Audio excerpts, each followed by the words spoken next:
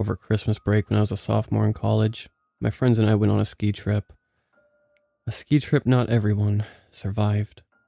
I'm not sure if ski lodges and ski lodge parties are popular now, but they were the thing when I was younger. That was back in the 80s.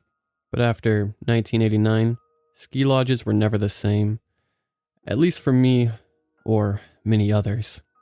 The first thing that comes to mind of that weekend isn't death, fear, or even sadness. It's cold. It was blisteringly cold that weekend. So cold it was like the ice sliced through the air and attacked every inch of flesh it could. It's uncanny how a knife can seem as cold as the iciest wind. But no matter what came after, nothing will ever ruin that view of the mountains. The majestic stone ridges, plush white mounds of snow, and the velvet green pines were stunning to see. They were a dangerous place long before we even got there. No telling how many lives have been lost over the centuries on those cliffs. By that standard, what happened to us was just another little footnote. We all arrived a few days after Christmas on December 29th.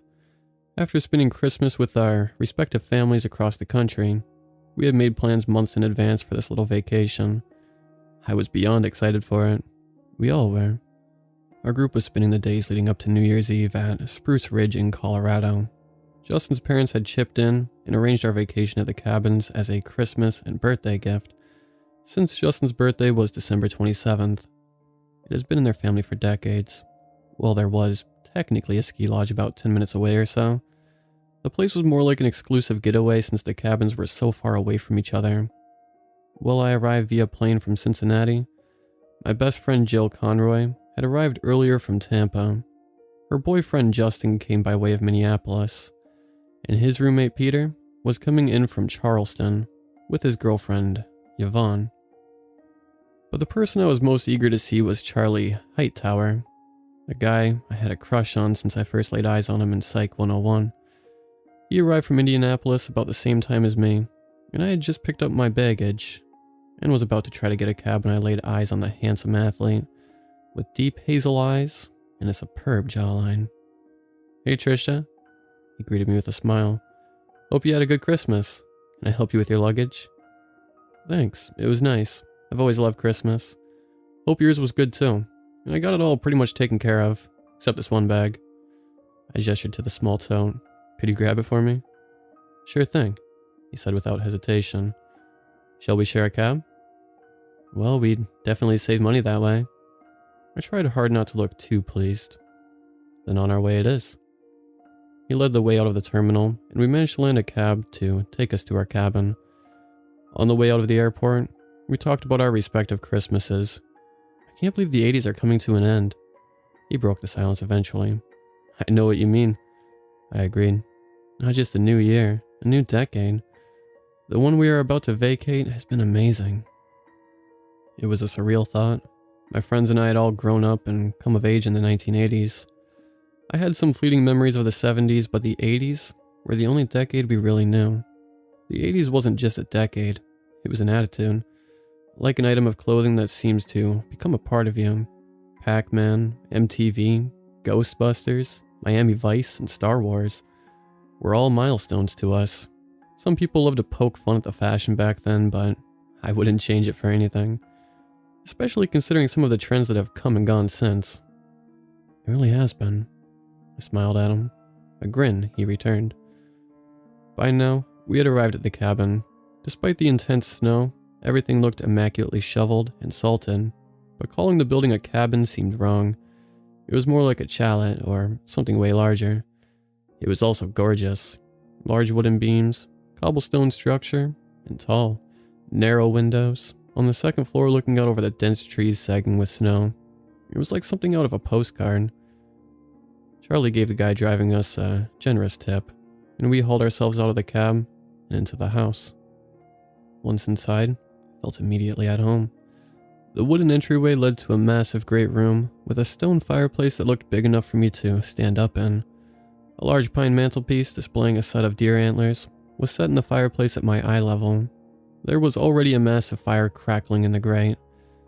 I had to fight the urge to sit down right there in one of the massive leather couches. But then, everyone realized Charlie and I had arrived. and I was swept up in a flurry of greetings and hugs. This was my first time meeting Yvonne, as she and Peter were in a long-distance relationship. She was pretty, with thick, curly black hair and elegant blue eyes. I thought we'd go to the video store for some movies, Justin said at one point. Keep us entertained and all that. It was a good idea, and once Charlie and I got our stuff put away, we headed out for the video store in the rental car Justin and Jill got. When we arrived, we browsed up and down the aisles until we all picked out a few movies. My selections were The Terminator and Aliens. By that point, it was already getting dark, so we headed back to the cabin, and Jill, Yvonne, and Peter all went to the kitchen to get dinner started while the rest of us watched Back to the Future, one of the movies Justin had picked out. Dinner that night was delicious. A nice big spaghetti dinner, complete with homemade meatballs and garlic bread. But it was followed by a surprise for Justin, as we had prepared a belated birthday cake for him, complete with 20 candles. Once we had all sung to him, he blew out the candles in one breath, and we all had a piece of cake. It was his favorite, yellow with chocolate frosting. After dinner, we all headed into the sitting room to watch another movie we had rented, Good Morning Vietnam. When the movie was over, Jill went to the kitchen and took out some chocolate, graham crackers, and marshmallows from the cupboard. Then she grabbed some metal roasting sticks from a drawer somewhere so we could make s'mores over the still crackling fire. In the end, they were so good we all had at least 3. Then we all sat there, lazy and content, in the amber glow from the fire, while the night sky was pitch black and the wind rattled outside. Some time passed before Justin sat up, an eager grin on his face. Well, we're in a cabin in the country. It's nighttime. We have a fire, and we just had the s'mores. I think now it's scary story time. The rest of us began to sit up straighter at this. The mention of scary stories had given the room a slight buzz of excitement. There is nothing like a scary story by a fire at night. It's your cabin, Justin, so I guess you get to go first, Peter said. Alright. I don't have many good stories to tell, but there was a couple that was killed out here last year, about 15 minutes from here in another cabin, shot to death in their beds. They never caught who did it. This was met by complete silence. Okay, so who's next? He looked around eagerly. The rest of us took turns telling the corniest stories we could. Then we watched another movie before Jill, Justin, Yvonne, and Peter were so tired they could barely keep their eyes open. Hey Trisha, guess it's just you and me now, Charlie said after they had gone to bed. Care to join me in the hot tub? Sure. Cool, I'll get it ready before I change. My heart was thudding in my chest. I managed to say something about going to put on my bathing suit before I ran upstairs to get changed. I had been instructed to bring a suit for the hot tub, but I never imagined I'd share it with Charlie alone. As I walked downstairs with a towel around myself, I was both nervous, excited, and self-conscious. What if Charlie didn't like the way I looked? But I pressed on and eventually found the door to the glass-encased patio and stepped inside. The hot tub looked spectacular. The heady smell of chlorine hit me the instant I stepped inside the glass-enclosed patio. The steam rose from the hot tub in thick plumes, billowing at my eye level. The dense bushes outside the glass walls were covered with beautiful blue lights, which sparkled against the glass. Despite the steam beginning to fog up the dense glass walls, there was a clear view of the backyard, the mountains, and the massive white and clear icicles hanging from the patio roof. It was like we were in our own little snow globe, watching the snow glistening and blowing just beyond the glass. Charlie wasn't there yet, so I took off my towel and decided to get comfortable.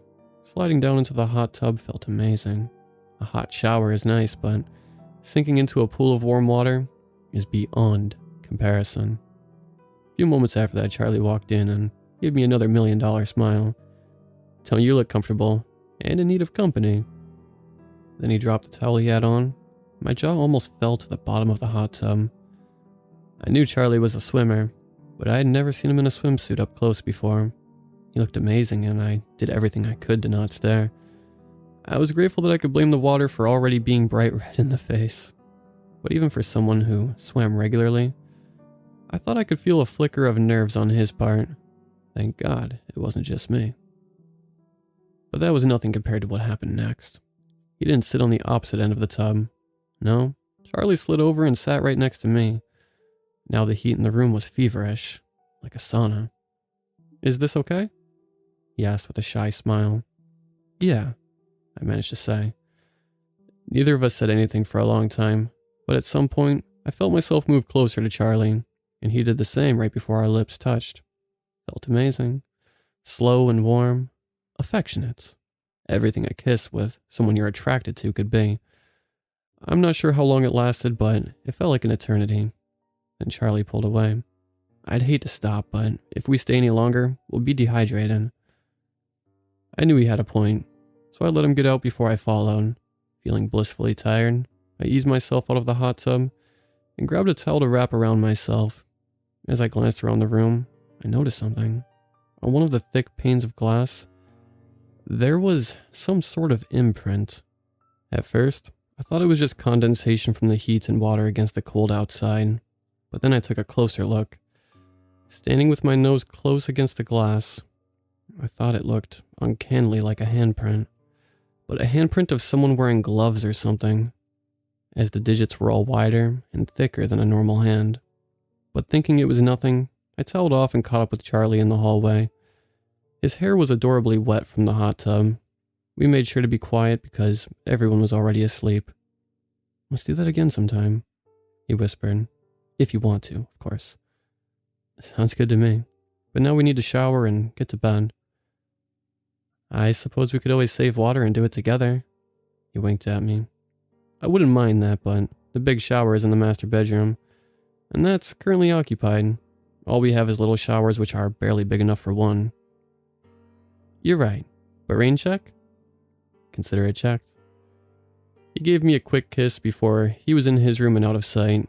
I hopped in the shower quickly before going to bed and falling asleep in good time. I woke up to sunlight streaming in through the windows. I could see the sky was a bright, cold blue. That meant breakfast time, so I headed downstairs, where I found everyone else had the same idea. Cereal sounded good, so I made my way towards the boxes already set out on the counter. I grabbed the Cheerios. "Hey, did any of you guys step outside last night for some reason?" Justin asked while I was pouring the cereal into one of the white porcelain bowls. We all looked at each other and shook our heads in turn. "Weird, because there are footprints in the snow leading to the cabin," he said. "Someone probably got lost or something. It happens, especially with the snow everywhere," Jill reasoned. We didn't know it at the time, but footprints in the snow would be our warning. It's the biggest difference between our situation and one of those scary summer camp movies. Snow, much like blood, never lies. After breakfast, we all got ready and headed to the neighboring ski resort. I had some skiing experience, so I wasn't new to it like Jill, Peter, or Yvonne. There's nothing like flying through the cold air while heading down a hill or a mountain. It's what I imagine riding a motorcycle would be like. The time went quickly, and before long, we were having lunch at the lodge's local restaurant. We all had burgers and fries while the greatest hits of the decade flowed through the restaurant stereo system. Duran Duran, Billy Idol, Madonna, Foreigner. Our lunch that day was one of those moments in time I wish I could bottle. Once we were all done with lunch, we headed back to the cabin since our muscles were now sore from our time on the slopes. We limped back into the house, changed into something more comfortable than our brightly colored slope gear, and slumped down in front of the TV where we watched The Terminator. By the time it was over, the sun was setting and nighttime was upon us. The setting sun looked beautiful on the snow, which was still immaculate and unbroken in spots. One or two people had nodded off during the movie, and were stretching as they got off the couches. Charlie had sat next to me and dozed off during the movie, slumping down and settling right up against me. I can't say I minded it at all. "Hey, I left something outside in the car, guys," Yvonne said. "Something fell out of my purse on the way home. I'm gonna go grab it now." "Bundle up," I said as she hustled towards the hallway closest to get her coat. We all heard the door slam shut and went about our business. A few minutes passed, then a few more. Yvonne still wasn't back yet. "I'm gonna go check on Yvonne," Peter said after 15 minutes had passed. "Make sure everything is okay." This time, we all followed him into the hallway and watched him bundle up and step outside. But when he did, there was no sight of Yvonne, not by the car, the driveway, or anywhere else. So naturally, we all took a step outside as Peter walked out into the driveway and called for his girlfriend. Then when he noticed there were footsteps in the snow leading away from the garage and towards a wall of pines, he began heading that way. But Peter had only taken a few steps when his girlfriend emerged from the trees and began running towards him. When she was halfway to the cabin, she suddenly fell waist deep into the snow, and Peter ran out to help her, but then I noticed there was someone else right behind her. It's ironic, really. The sight of someone in a black ski mask in literally any other setting would set you on edge, but at Winter Ski Lodge, it would be not just appropriate, but encouraged to protect you from the elements. The figure was wearing a black coat, black pants, and black combat-style boots to match. The only thing that didn't match was the knife. It was gleaming silver. I was vaguely aware of Yvonne telling Peter to run and get back inside the house, and of someone beside me doing the same. I also became aware that Yvonne was clutching her side and was bleeding, but before Peter realized what was going on, Black Ski Mask was on them both with his knife. Despite a valiant attempt by Peter to fight the stranger off, he was no match, as Ski Mask was well over 6 feet and must have weighed 230. With a few deft motions, Ski Mask silenced the screaming Yvonne and a shouting Peter. Seeing someone meet the end like that is nothing like you expect. The sight of someone hobbling through the snow, clutching themselves, blood leaking everywhere, it almost puts you in a trance. Even when the figure with the knife showed up, it didn't quite seem real. At least at first. For a moment, we all just stood there, unable to move. The only thing I can compare it to is watching a movie in a language you don't understand with no subtitles. Then the fear set in, and reality came crashing back in a split second. I tend to think of fear like alcohol. It comes in a million varieties, and no two people have the same tastes. I'd been afraid before, but seeing that happen to Yvonne and Peter was my first taste of true, unadulterated fear. Moonshine level fear. Fear that reaches out, grabs you by the throat, and scars your insides. That's when we realized Ski Mask had turned and was coming towards us. So we scrambled inside and locked the door with no clue of what the hell was going on. What do we do? Jill whimpered out. Call the police? Without waiting for a response, she hustled over to the phone in the sitting room and picked it up. She held it to her ear for a second before tossing it back down. Dead. There was so much in those 4 little letters. Okay. Charlie took a deep breath. We need to stay calm and think. He's out there, and we're in here. Unless he breaks in, he can't get to us. And if he does, we need to be able to fight back and subdue him.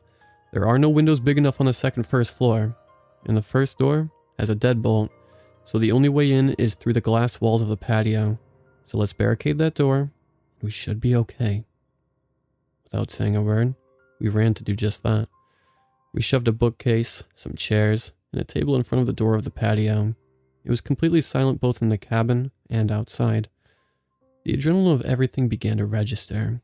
The sudden strain on my body, which was already aching from skiing, was not pleasant. All right, Justin whispered. We're safe in here for now, but let's not kid ourselves. Whoever this is has probably been watching us since we got here. If he really wants to get in, he will. But I suggest we all go hide in the attic and pull up the trapdoor. That's the only way in or out. Is everyone all right with that? We furiously nodded our agreement. It was a good plan. Oh, and I suggest we all get ourselves some weapons, some knives or something. There are no guns here, so I'll run to the kitchen and get some knives. Charlie, go get a fireplace poker or two. Charlie did, and came back what seemed like seconds later with one of the thick, black antique pokers. Justin did the same with several large kitchen knives, handing one to each of us. Now we were all armed. It made me feel better. Let's go, Justin said before leading us up the wooden stairs to the second floor. We crept up in silence, which was unnerving.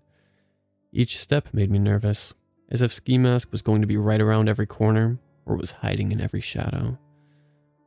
After what seemed like an eternity, we arrived at the trapdoor to the attic. Justin carefully pulled it down, revealing the narrow steps leading up. "I'll go first, just to check," he said bravely. With the knife in front of him, he slowly ascended the steps and vanished out of sight. Then there came a flash of illumination from above, one of the light bulbs dangling from the ceiling. "Okay, come on up." "Ladies first," Charlie said to Jill and me. Jill went up before I did, and then Charlie was last, bringing up the trapdoor as he did.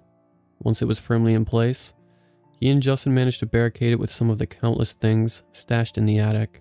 It was the most packed room in the house, with boxes on top of boxes everywhere you looked. "What do we do next?" Jill asked. "It's cold out. It's not like a warm summer evening, and you can just stay out there all night long. If he can't get in here, he'll eventually have to go somewhere to warm up," Charlie said. Justin nodded in agreement. "That's right. And if he does get in through the patio glass, we barricaded that. On top of that, we're up here, armed, where he can't get to us." "Which is great," Charlie continued. "But we can't stay up here indefinitely. You got the keys to the car?" "Sure do. But I'm not even considering making a run for it. I'd bet money the tires are already slashed. Fortunately, I made an appointment for us to go in town and have some fun. Since tomorrow is New Year's Eve, I even rented a car for us, a limo, with a phone and a driver, who will be here in the morning." "I knew I loved you for a reason." Jill gave him a quick kiss. "So we just wait till morning?" "That's the plan. They're supposed to be here at 9. I was going to tell you guys tonight. We can sleep in shifts if you like. Charlie and I both have watches." I muttered a feeble yes before fumbling around in the boxes and pulling out some blankets and pillows to put on the floor. Charlie was nice enough to try to cuddle with me, but it was all pointless. Every time I closed my eyes, I saw what happened to Yvonne and Peter, and with every second passing, I expected to hear the shattering of glass or the splintering of the front door. Eventually, Justin and Jill tried the same thing. We spent the next 12 hours or so in a state of frazzled nerves and tense moods. I made sure to try to stretch my limbs so they wouldn't fall asleep. The others did the same, but shattering glass and doors being busted open never happened. By the time morning came, we were beyond exhausted. Justin got us ready to head downstairs at exactly 8:57 a.m. After he and Charlie moved the barricade, he turned to face us. "Let's move as a group, facing different angles so there's no surprises." With that, he gingerly moved the trapdoor down, and one by one, we walked down the stairs. I gripped my knife tightly in hand as I did. This was even worse than the walk up the stairs. Each footstep seemed far too loud. Just like before, I was expecting whoever that was to leap out at us every step we took. After an eternity, we made it to the front door and waited, impatiently staring at the dual watches in our midst. When it was 8:59, Justin gingerly slid open the peephole and looked, and kept watching. "The bodies are gone," he whispered. "But apart from that, it's all clear." Then we heard the most beautiful sound I've ever heard. The sound of a car pulling up to the house. Justin undid the deadbolt and prepared for us all to run for it. "Let's get his attention and make sure we get the hell out of here," he said before he flung the door open, and we ran into the blinding white morning towards the massive black limo. I don't remember all of what happened next, but I faintly remember my heart pounding in my ears while I screamed and waved my arms. I think the other three did the same. The poor limo driver bolted out of the driver's seat and looked like we were something out of his worst nightmare. But the guy who looked just a few years older than us heard us out, especially when we pointed out the massive human-sized imprints in the bloody snow and the signs that whatever made those shapes had been dragged towards the woods. The driver, whose name turned out to be Steve, called the authorities for us on the car phone while we waited, and waited vigilantly with our backs to the limo facing the scenery. The fear and tension somewhat lighter but still there, just as cold as the air. After that, we got into the mercifully warm limo before we heard police sirens coming towards us. By then we were calm enough to explain what happened and walk them through everything. But about halfway through Justin's explanation, one of the cops standing by the rental car called out to his colleagues. "Hey boys, come here," he said before drawing his weapon. The other officers did the same, and he gestured for them to peer underneath the car, which they did. There was some brief shouting and a commotion before they pulled ski mask out at gunpoint. Then they snatched off said ski mask, and he became an ordinary person. No scars, lost eye, or anything. Just an ordinary guy. That made him even scarier to me.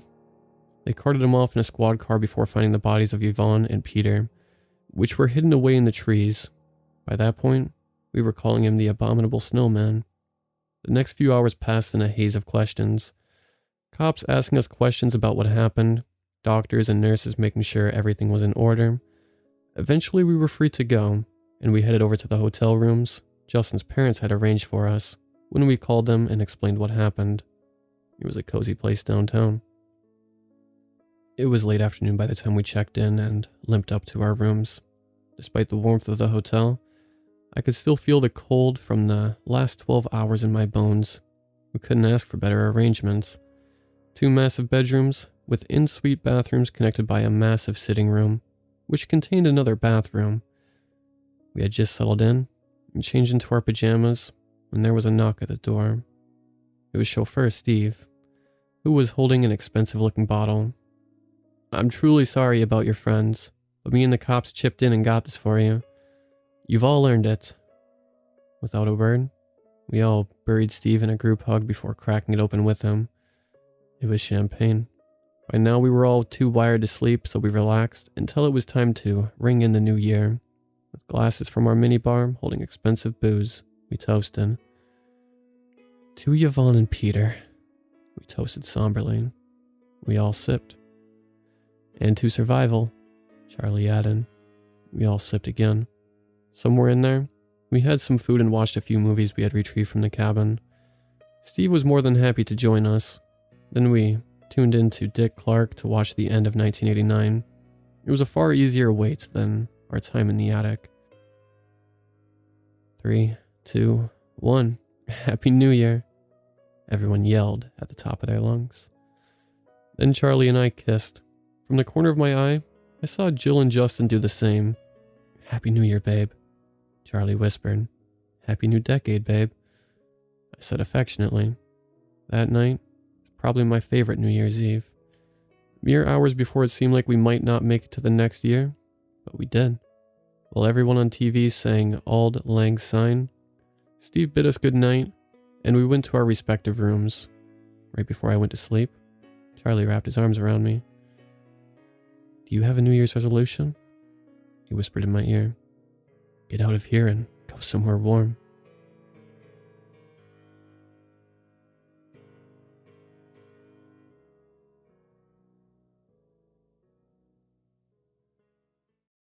What's the weirdest/scariest thing you've ever seen when at somebody else's house?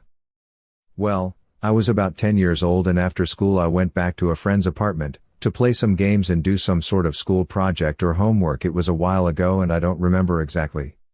His mom made some snacks for us, and we were playing something, when his dad got home.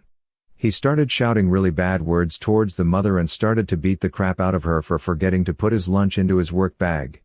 This was for like 6 to 7 minutes, the mom had blood on her face, crying and stuff.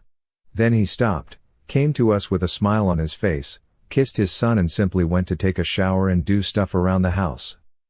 I asked my friend what happened, and he said that's something normal for them, but usually the mother fights back and sometimes she even won. The mom was like 10 centimeters taller than the father and quite a big lady.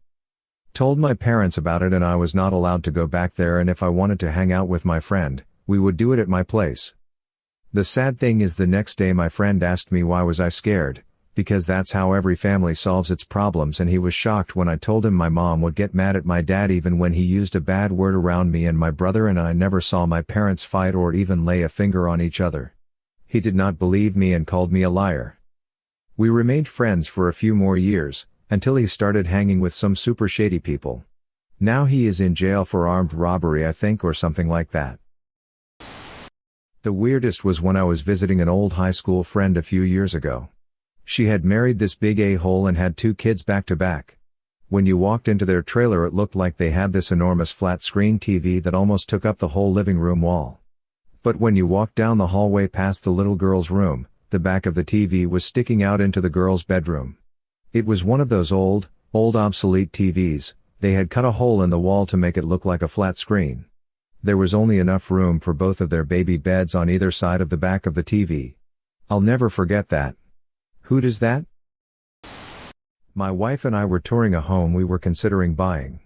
Old, vacant a while, fixer-upper, but lots of potential. Couldn't get around a smell that followed through the house. Got upstairs and the smell was worse. Opened up a bedroom door and there were strategically placed human turd piles all over the floor filling the room. Driest and oldest in the far corner. Relatively fresh closer to the door. We did not buy the house. My mom used to be a mental health advocate. Basically, she would take people with severe mental illnesses to and from doctor's appointments, court dates, bail them out when they got arrested, etc. Well, one of her clients would poop in his windowsill and let it dry, then smoke it like crack. He said it gave him the strength he needed to fight the demons at night.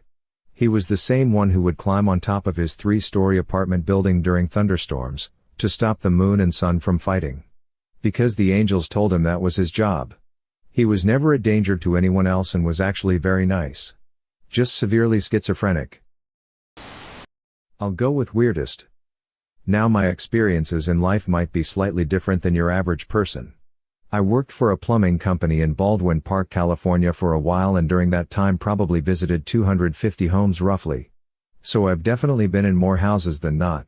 We ran a special ad saying, "We'll clear any drain for $79.99, so naturally we were very busy.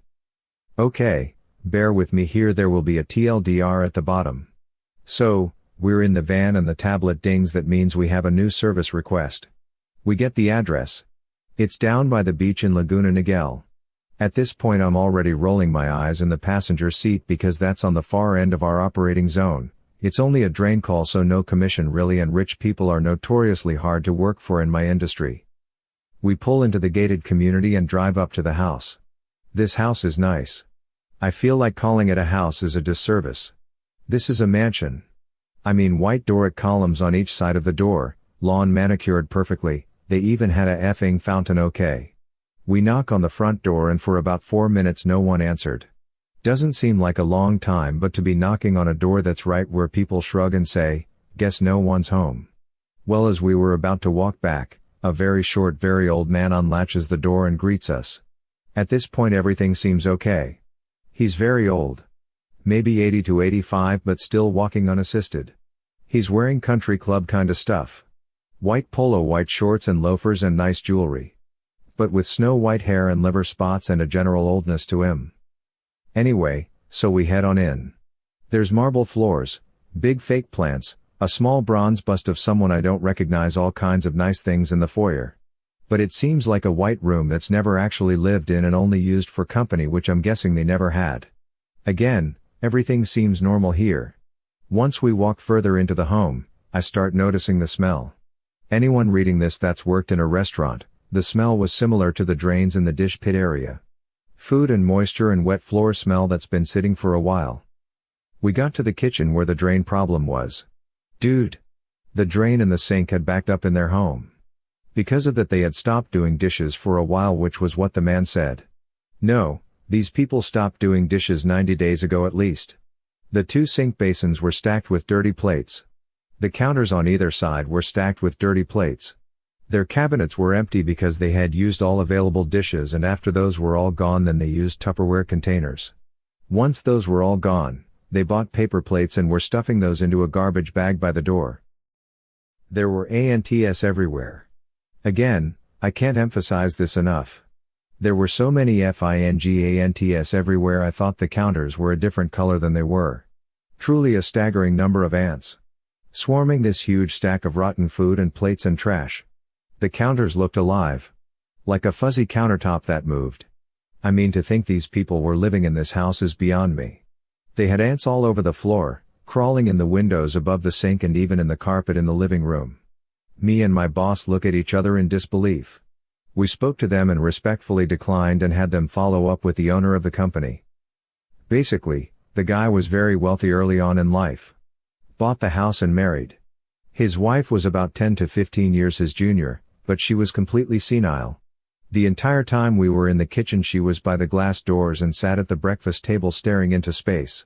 The man himself was probably on the edge of dementia, since speaking to him was difficult because he would get off topic and completely forget what we were speaking about. Even though we're holding plumbing equipment both wearing Reuter shirts. It was a very sad situation realizing that even though they retired with all this money it does them no good. They were in serious need of a caretaker or live-in nurse. They could obviously afford it but I'm not sure why that wasn't happening. But anyways, I've never been so taken back walking into someone's home like that. It felt like a horror movie. TLDR.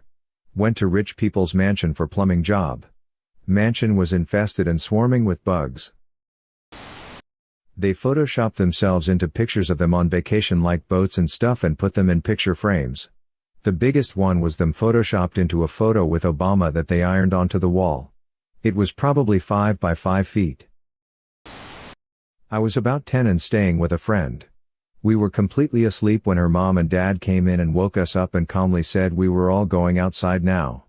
It was summer, so it wasn't too cold or anything. We all went outside, her 3 older teenage siblings and her parents and the 2 of us, but it was the middle of the night, so it was extremely strange. Then the bomb squad showed up. Turns out, there was a grenade with the pin still in it from World War II in their garage. My friend's dad would stay up super late cleaning and organizing his late father's belongings when he came across it one night.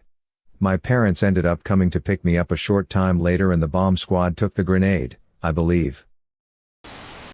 I'm an EMT. From time to time we go out with the fire department or PD for wellness checks. On one such call we arrived at a home of an elderly man whose family had sent heard from him in a week. Knock on the door, peek through the windows, don't see anything because the windows are covered. The family tells us where to find the spare key, so we open the door and are greeted with the most horrid smell ever. Instantly everyone knows he's dead and has been cooking for a bit in here. We move in and see this is a hoarder house. Just like the shows, there are piles of garbage, junk and God knows what else in that house. There were rats the size of small cats scampering around us as we looked for the guy. One of the firefighters found him wedged between the bed and wall covered in junk. His toes had been gnawed on by the rats. As the firefighter was clearing the stuff off the body, his eye suddenly pops open and he grabs the firefighter by the hand, scaring the absolute piss out of all of us. We rushed him to the hospital where he died a few weeks later. From what a nurse told us, he fell while getting out of bed and broke his hip. While trying to get himself up he got buried under a pile of junk until we found him. So, I'm 13, at a new school, and walking home after school. A kid I didn't know kinda joins me and says after a few minutes, "Hey, here's my home, wanna come in?" Yeah, okay. The house was the biggest mess I've ever seen. I guess 3 or 4 adults and 4 or 5 kids lived there and they never cleaned up. There was trash everywhere, paper bags, fast food containers, soda cups and bottles.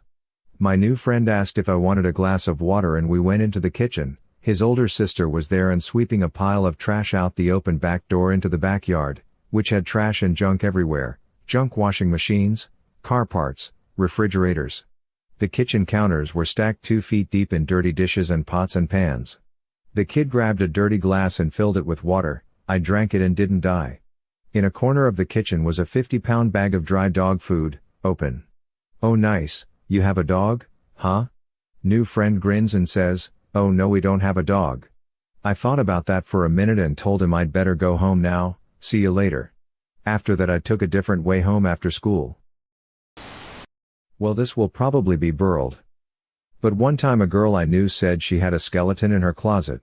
I laughed being drunk and figured she was talking figuratively and about to tell me a story. Nope, she took me to her closet and sure enough there was a skeleton hanging in it, staring back at me. Real skeletons look like real damn skeletons, not the stuff you see in classrooms. Discolored bones and weight to the thing. So, her grandfather was a doctor and I gather if you donate your body to science there is not a lot of paperwork. So, you can end up as a joke ornament. Now I admire her for the dedication towards the joke. However, the thought of sleeping in a room with a dead person in your closet still freaks me out. A decorative bowl on the table next to the couch absolutely filled with fingernail and toenail clippings. We know it's you, Yoshikage Kira, you can't run forever. I was looking for this Lamau.